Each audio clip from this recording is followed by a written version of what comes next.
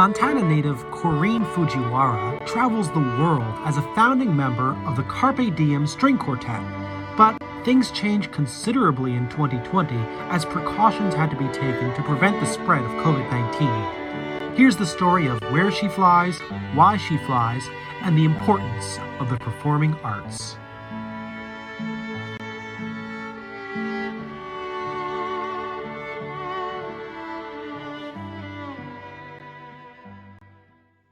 Hi, everybody, and welcome back to my channel. As you all know, the COVID-19 pandemic has had a significant effect on travelers, and that's especially true for my next guest, who is a musician. She travels around the world to perform. Korine Fujiwara traveled so much for her work in the past and has been a Delta Diamond Medallion since 2014, but 2020 had a major effect on her time in the air.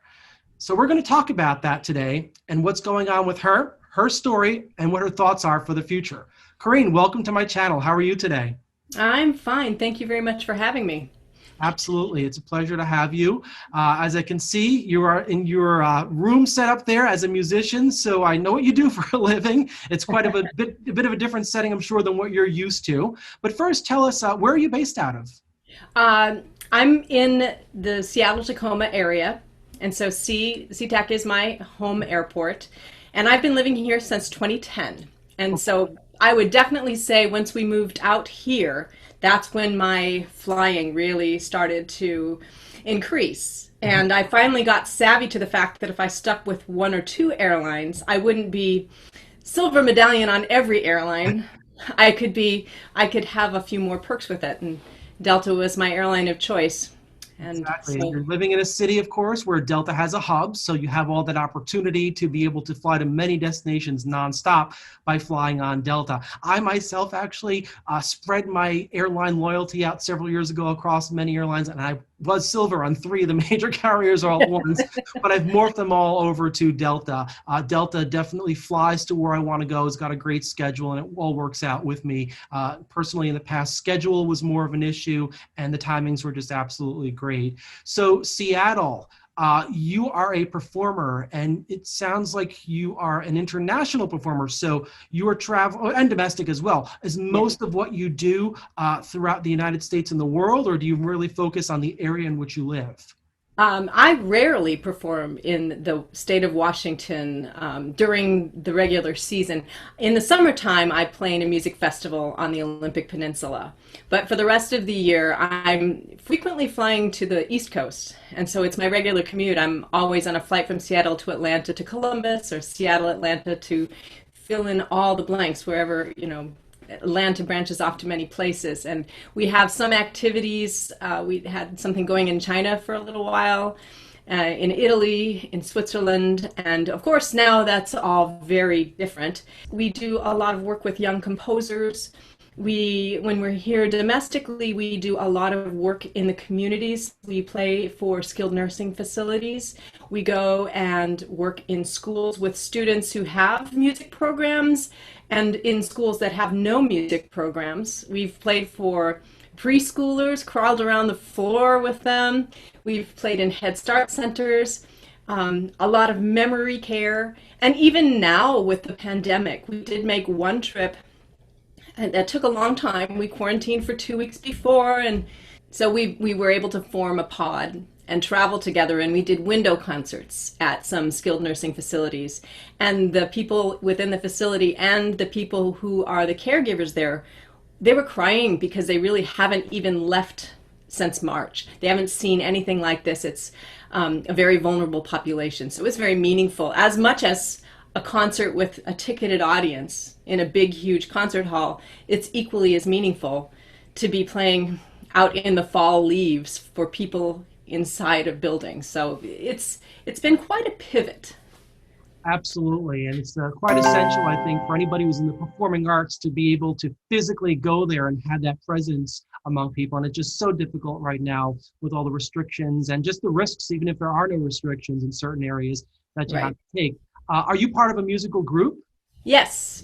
I am one of the co-founders and the co-executive directors of the Carpe Diem String Quartet, which is what I do most of my traveling I would say 98% of when I'm traveling, it is for the Carpe Diem String Quartet.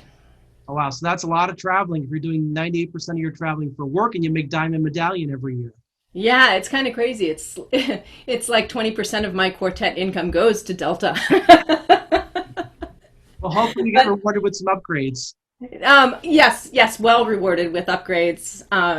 They Delta has taken good care of me, and they also, I mean, I fly with a musical instrument 98% of the time. Mhm. And this sits in the overhead bin. And I had a period of before I decided to just go straight with Delta, arguing with gate agents whether or not this is going to fit in the overhead bin. And it, by the way, it always fits in the overhead bin. But Delta's really good about people traveling with musical instruments. And so right away, that level of stress was gone. And so having these instruments, they are not only the thing that makes our work possible, it's like an extension of ourselves. And they're old. I have a violin that was made in 1790. Oh, wow. So, and you know, the cost, we don't talk about the cost. It's, you know, we don't, but it's not, if something happens to it, it won't be replaced. My viola, I commissioned it. It's only dates back to 2004, but 300 years from now, if I take good care of it, someone else will be looking down that instrument as well. So we're very protective of our instruments. They don't get checked. Right. And You don't want anything to happen, of course. There was once, did you ever see many years ago a video? I forgot what it was about a guitar that was broken. yes, United breaks That's guitars. it. Yeah. So you don't want Yeah, that happening. it's actually kind of heartbreaking to see that. You hear all sorts of terrible stories. Delta is really good with larger instruments as well. Mhm. Cellos, we have to fly with a cellist. So whenever we travel together, it's 5 airline tickets for a string quartet, 4 people and 1 cello. Oh, wow. So the cello gets a seat next to you. Yep. Well, the cello gets the window seat. Window seat. All right. Right. Okay. Well, obviously, because you don't want to have to negotiate around the cello to get Emergency, out. of course. Right. Right. Right. But and it doesn't weigh very much, but people freak out because it's large and Large. Yeah. strange shape. Mhm. But it doesn't get to collect any miles. No. It doesn't it doesn't push the seat back. It's a really nice travel companion, but people freak out. And Delta's also really good about that. But you do have to purchase a full fare ticket for the cello. Full fare ticket. Oh, wow. I'm aware of that. Interesting. So whenever you see a cellist hoofing it through the airport looking like some kind of strange turtle, they've paid twice. Twice as much as what I paid as a single traveler, right? Wow, that's unbelievable. I had no idea. So, have you flown at all during the pandemic? And has it? Well, you have, of course, one work piece that you had to do. Have you flown personally in addition to that? Yes, yes. I just recently completed a trip to Montana Mhm. because I am the durable power of attorney for my mother, and she had cataract surgery. And the person in my family who was going to take her, who lives in Billings, Montana, they had COVID in their family. So Mm. they were all quarantined. So I put on as many masks as I could put on my face, and I flew to Billings and took my mom to her um, cataract surgery. And yeah, I was not expecting that trip. Mhm. So it was very recent, and of course, as time has progressed, the number of COVID cases in the United States has really skyrocketed. When was your previous trip when you traveled with your group? Well, that was in mid-October. Okay, so And this one was, I just got back a week ago Wednesday. mhm. So the day before Had you Thanksgiving. flown since prior to that during the pandemic, or was that your first pandemic flight? The one in October was my first pandemic flight since March 14th. So how was it? What did you think about the Delta experience and the Delta Care Standard? How did you feel when you were on that particular trip, in both trips? I felt safe on the plane. I was really nervous about it on so many levels. I was nervous about it because, first of all, I really got used to my routine in flying, and I had my go bag, and having not had any flying from March until October, the anticipation of that, I got even excited when I clicked purchase on my ticket. So I was nervous, excited, happy. And then I was nervous because I have been a hermit since March, basically. To think that I was going to be around more than 4 people was kind of it was a little nerve-wracking, but I felt very safe on Delta. SeaTac was empty. I sat with no one next to me, Right. and I felt that they did a really good job, and they were very fastidious about cleaning up everything. I was watching them clean restroom handles, and Mhm. that gave me confidence, so that when I had to take this second trip on a moment's notice, I knew it was going to be a Delta trip. I could have flown a direct flight to Billings from Seattle, but I'm going to stick with Delta. So, It makes sense. The Delta Care standard, everything that they're doing during this time, and they've even extended keeping the middle seat empty for several more months. And who knows, maybe they'll extend it even a further time. I think that kind of just depends on the vaccine and how the levels of COVID cases actually make out to be over the next couple of months.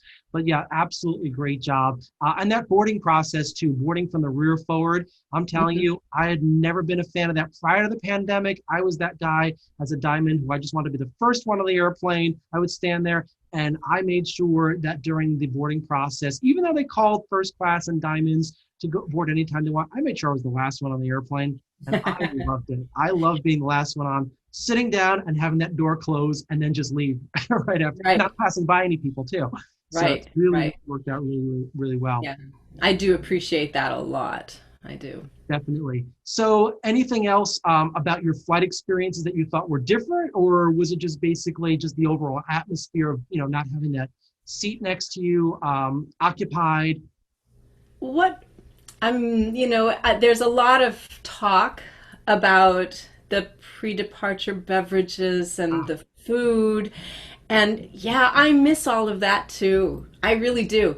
But I also I'm not keen on taking my mask off for long periods of time. And I'm glad that other people also aren't keen on taking masks off for a long period of time. So I don't know how I would be feeling about having to take off my mask to get my pre-departure beverage while people are walking around. I'm okay with it. I hope that we can get on the other side of this soon. I miss I miss the glamorous part of flying. Not that it's glamorous at all, but it's a lot more fun when you're not in the middle of a global pandemic. This absolutely. feels safe. It feels safer than driving for 4 days for certain, and it's fast and the people are friendly. The everybody within the company is so professional and so the attitude is good, Mhm. and I appreciate that too. They're always projecting positivity, and so that helps me as a Right. flyer to feel comfortable. So I will look forward to the service returning to something different than Cheez-Its and a Purell package. Uh, but right now I'm okay with Cheez-Its Yeah, and a Purell I'm okay package. with it. To be honest with you, I used when I flew my last trip, I flew in the first class cabin, and I was given a flight fuel box. I Mhm. honestly did not want to eat it during the flight because I did not want to take my mask off at all. I That's right. also didn't like the fact that other passengers were being served food at the same exact time. Right. So everyone would have their masks off simultaneously. So I said, no, no, I'll save it for my land. And that's when I opened it up because I did not take the mask off at all during the Right. entire flight, just to be on Right. the safe side. Masks work best when everybody else has their masks on. And if you've got, some people around you with their masks off, I don't know about that, even though I had Yeah. my mask on during You're that time. preaching to the choir. I agree with you. Right, right. And of All course, of my food went in my backpack. And exactly. Yeah. No drinking, just made sure I filled up before I got on the airplane. right. And of course, myself, I'm pretty much staying in one location. So for those of you who watch my channel very, very often, see these pictures? Those pictures are always behind me because I'm basically just always here, not leaving too often to try to help, do what we can do to get things back on track again to get this pandemic over with. So definitely. So, what about the airport experience? Seattle. It's a great airport. I've flown out of there several times connecting. Brand new airport, great Sky Club. How did you notice any differences in SeaTac at all in terms of social distancing or restaurant closures during the pandemic as opposed to pre COVID times? Yes, that's a good question. First of all, it was very empty. I've never seen SeaTac that empty. And in both occasions, there were some places that were closed, but some that were open. In the state of Washington, at least over here on the west side of Washington, people are pretty good about maintaining social distance. We're fortunate that way. The Sky Club was great. They are starting to bring back different foods. I think they're working with a different company, but the same people are there. So there was just starting to be a little improvement. I had heard before that there was nothing. I was surprised. Hot foods, or were they just They all? had no packaged foods like overnight oats and things in the coffee machine's still there. You can do your own lattes, but the things they were anything that could be individually packaged was out. And there was enough that I felt like I could tuck myself away in a corner of the Sky Club and not be around anybody and eat a little bit and then get on my plane. I thought they did a really good job. And the baggage claim, of course, there's not that many people flying, and so finding things when I returned from the trip, there was nobody around. So I felt safe. It was distanced because people weren't flying in October, and even at it was the day before Thanksgiving when I returned, there weren't that many people there. Mhm. Yeah, even in my experience, I flew in July and the airports were dead. There were so many markers on the ground telling you to stay 6 feet apart from others, even at the baggage claim, but there was nobody there. So I completely ignored the markers because I didn't have to worry about anything. But I Right. share a lot of the feelings that you share, even in the Sky Club when I went to, I made sure I went to a corner, quietly ate something, put the mask down just a little bit. Right, right. Didn't really want to take it off too much. I think it was really the first time my mouth was actually exposed to the public since the Right, pandemic really right. began. So Outside of your own home, right? outside of my own home, yeah. I mean, I'm doing a lot of video calls now for work and talking to people, and that's when people actually get to see me maskless. But all the time when I'm outdoors, the mask is on, which is not very often, Right, of course. right. But I felt very, very safe during that experience, and I felt safer than I would feel in a grocery store or even a restaurant. Forget Exactly. that. Yeah, a grocery store. I haven't even been in a restaurant since Yeah. March, but grocery stores sometimes they get a little bit. I think it depends on where you're shopping, and sometimes they're not as well enforced. And so I definitely felt safer at the airport and in the Sky Clubs than my regular grocery store, for sure. Absolutely, absolutely. Great. So we both think on the same level, of course, with all of these things. So in terms, let's get back to just talk about your flying and what you've done in the past and how you think that's going to affect the future. So you've been a Diamond Medallion since what year? 2014. 2014, and it was pretty much effortless for you to get to that level, I'm assuming, since it's Yes. early work. And you've got those international trips. What cities did you say you traveled to internationally? Florence, Amsterdam, Tokyo, um, Beijing. So if you're flying to a smaller city like Florence, are you staying within the Sky Team network and taking Oh, the yes, yes. So Okay. yeah, usually through Amsterdam Yeah, and the then tail or end. Charles de Gaulle. Right, on your Paris we've gone. So yeah, there's been it's usually mostly domestic with 2 international trips. Okay, and that works out for you.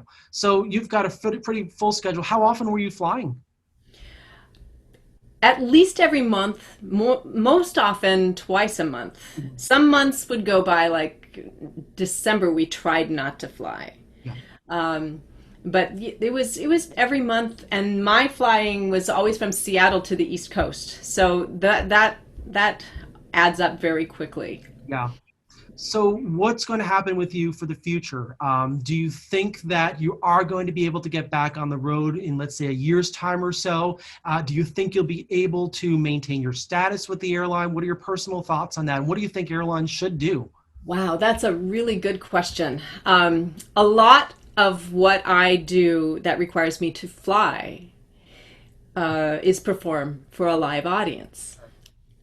Our quartet, we do a lot of recording projects, and we can do that anywhere, but we can't do it remote. We live in different locations. One of us lives in Colorado. I live in Washington. Another lives in Texas. And one sometimes lives in Washington and sometimes lives in Baltimore. So it goes without saying that we have to fly to be together. Right.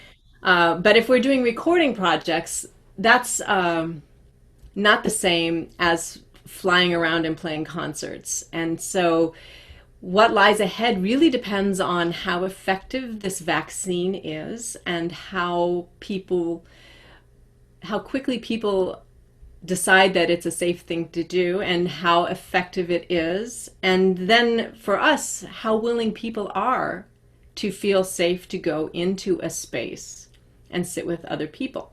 For us, we've also had to reimagine what we do. As a string quartet, we are acoustic. We don't usually plug in to amplifiers, so we don't play in stadiums. We play in halls, ideally between 250 to 500 people, Yeah. and that's a full house. We have changed that in a bit. We've found some venues that hold 1,000 people, 1,500 people. And back in October, we did some concerts that were sold out with 25 people. So I just don't know about my status. I don't know about anything. A lot is a wait and see. And so we're pivoting on that as to how are we going to continue to make living. We never got into this for the money, but it was a source of income. It was the majority of my income was through this. So I don't know. It's kind of a crapshoot. I feel like we can continue to play concerts together, live streamed. Whether or not people will pay a ticket price for that, we're all in the entire performing arts industry wondering the answer to that question. I haven't done any of those where people actually are purchasing a ticket and viewing. Yes, we actually have done that. You We have have, done that. we Hmm. have. But Right. it's probably not something that people are going to continue to do, perhaps, or you just don't know. We just don't know. And the Yeah. other thing is, a lot of our audience is in an age bracket that many of them are not as tech savvy Mhm. as maybe people 10 years younger. Some of them are, Yeah. but many people are just not really interested in going to a concert on their computer. And some people just don't do computers. And so we rely a lot on envelopes and stamps and letters and people. Mhm. So I don't know. And if I don't get my status now, this next season, it's meaning that I'm not flying, which means I will miss flying, but it won't feel too different because I'm not going anywhere. And if our performing arts survive this, and there is something eventually where people will want to gather and see a concert and feel safe doing that, then as long as I'm living in Seattle, then that commute still exists. And I may lose it, my status. I'll always be a lifetime silver because I crossed that 1,000,000-mile threshold. Oh, But wow. so, Congratulations. I mean, at least there's that. But You'll get on a regional jet. yes, yep, yep. So But yeah, there's absolutely nothing like a live performance and the performing arts, and it's something that we all need at this time. We need to get back to this routine of going to live performances, going to the theater, even going to the movies. We can watch movies at home, but there's nothing like going in person to actually do that. So, the best we can do at this point is really encourage, people who don't want to get vaccines to get them, so the whole world is really saved. I right, think really, so we right, can actually just move on with everything. It's very, very difficult, and of course, as you know, I live in New York City. We've got Broadway here. It's completely shut down, and they're right, right. extending and extending the shutdown. Hopefully, in 2021, it will come back to life. Things look much more promising. I believe it's sometime around the May or June timeframe that they've announced that the theaters can reopen to live performances, so that hopefully by that point you'll be back on the road again, traveling, maybe perhaps here to New York City in a concert or anywhere, Right. to do that. But I really do appreciate the arts myself, and just going to a live concert. There's nothing that beats it, and even to entertain myself, I've watched a couple of videos of performances on YouTube. You just Right. don't feel the same. So No, it's not. We humans, as much as we say we might not need it, we need that human connection. We need that exchange of ideas and the exchange of that energy. Music does it, theater does it. We are craving it. That's why people keep breaking quarantine. People want to be together. exactly. And so I just hope that we can collectively pull ourselves together and put on a mask and get a vaccine so that we can eventually be together. Sound like I'm giving a sermon on mask wearing. I completely agree with you. So no, I mean, that's what the solution basically is at this point. But the vaccine is super, super promising at this point. So I think that's really going to come a long way. And we will be able to get together again, to be able to see each other in person and just do things that we normally would do and just feel comfortable living our lives in normal ways. So absolutely, we'll be coming soon. So before we wrap up the session today, just a couple more questions I'd like to ask you about your travels. Do you have any favorite airports or any tips passing through any particular airports that you can share with us? Well, I love my home airport for all the reasons. It's got a great sky club. It's easy to navigate, and even if you're in one of the satellite terminals, that train doesn't take very long. The things that I like to do, I'm also in when I'm not on stage or writing music or teaching music, I'm an avid geocacher. And so I love long layovers in international cities. So when I take that trip to Florence and I have that choice between a quick commute or an 8-hour layover, I take that 8 hours and I go into the city and I explore. I get a couple geocaches, but mostly it's about the exploration because having this opportunity to fly around to different places, it can get very anonymous if you're going from airplane to taxi to hotel to stage to hotel to taxi to airplane. I want to see the community. I want to eat the food and drink the coffee and talk with the local people as best I can in the language if I've got it or not. And so I love Schiphol Airport. I love being in Amsterdam. I kind of like Pittsburgh Airport, actually. I thought it was fascinating. They had a bookstore and a post office and a T-Rex. And it seems, and a little drugstore too. And it seemed like a little city there. I was very surprised, the Pittsburgh Airport. And tips. I fly in and out of Columbus, Ohio a lot. If you travel for business with other people who don't fly the same airline as you want to say your goodbyes after you check in if you have baggage. Otherwise, you won't see each other because Delta goes off to one terminal and there's no connection, and United goes off to another terminal and there's no connection. And if you fly Southwest, it's another area entirely also. So that's my Columbus know-how. There's a lot of really cool airports. I love the art in Atlanta.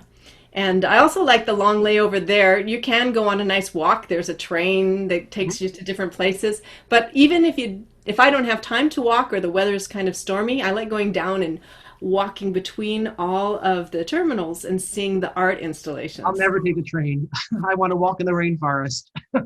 Right.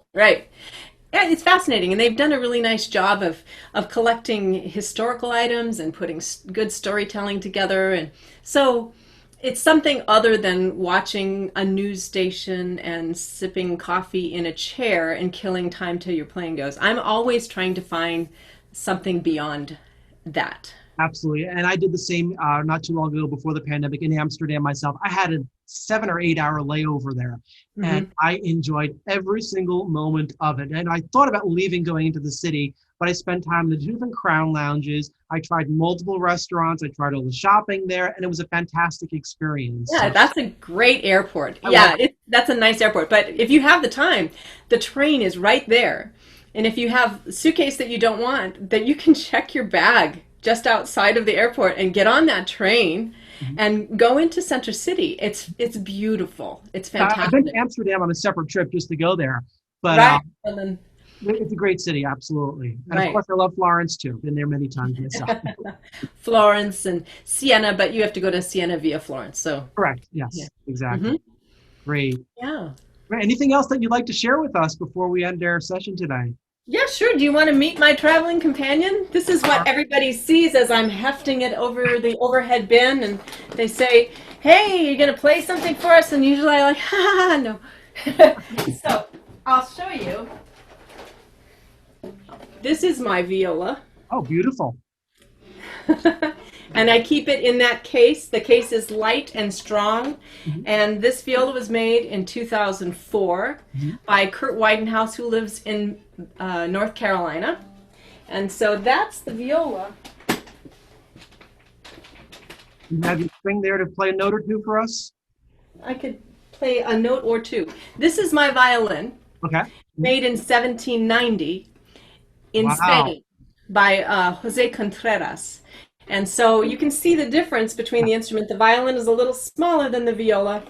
They're, they Mhm. look different because different makers, but I love them both, and they are definitely extensions of who I am. And so, yeah, it's kind of hard to do it with one in my hand, but that's There that's you go. the viola and the violin. That's the violin, and The viola has a deeper sound to it. yeah, it's like if you think about choirs, this is the soprano, this is the alto. The alto, exactly. Yeah. Yep. So these Very are good. my traveling partners, and usually I never go anywhere without them, even if it's a recreational trip. When I don't travel with them, I kind of freak out because I keep thinking about the overhead bin space and did I forget it? Where's my instrument? But I'm always with these guys. Well, that's very impressive. Unfortunately for me, the only thing that I can't travel out without is my iPhone. So I also understand that. I don't have the instrument though. But if I leave this at home, there's going to be some big problems. Great. Well, that was fantastic. Thank you so much for enlightening us to your story. So many people I've spoken to are in different industries, and a lot of them are able to work from home, myself included, because we're doing things like talking to customers or doing sales, and we're able to do Zoom phone calls, video phone calls. But it's completely different when you're talking to someone who's in the performing arts, where you really, really have that need to physically be there, and just the satisfaction. And I know this myself, going to so many concerts, of being there in person and experiencing things in real time, seeing the performers and being able to applaud. There's nothing more satisfying than that. I absolutely love it. So Yeah, that's a very strange thing with applause in the Zoom room. So we have tried working together online, but the latency is a big problem. We can't do it with the latency. It's yeah. not with what we're trying to do, the level of precision. But when we've done solo things, Mhm. and then if you have audience that you can see in all the tiny little frames, everybody's on mute. So all you hear is That's true. there's nothing. Yeah. And then the concerts that we do live streamed, it's always that awkward moment when we're finished playing, and normally that's where you would bow, but you're in a void and you don't know if anybody's watching it. So you're like, well, thank you. Thank you for turning on your computer. All Yep. right, bye. You're not going to get, then you're not going to go out to the cafe for a little dessert afterwards. So, Absolutely not. Go back and hibernate in your Airbnb or hotel or wherever you're hibernating. It's a very different thing. And we're figuring out how to make it work for now. I hope it's not like this forever. If it is, we're all going to get really good at providing content in a very different manner. absolutely, yes. People are going to have to do a lot of work on how to figure that all out, but I think it's all going to come back. Absolutely. People are just dying to get together for the personal reasons. So From your mouth. great. Well, thank you again so much for your time today. That was absolutely fascinating. People are just coming to me from so many different points of view in life and experiencing so many different things. And the pandemic has changed things so much. And we're just hoping for the best for everybody in this world, so that we are able to just live our lives as they were in the year 2019. And I think 2021 is going to be very, very good for us. So absolutely. Great. Well, thank you so much. And to those of you who are watching, thank you so much for watching my channel. Don't forget to subscribe to my channel and hit that bell button so that you're alerted to anything new that I post for you. And if you have any questions about this session, or if you'd like to be on the channel, just leave a comment in the comments section below. Thank you so much, and thank you, Korine, for your time.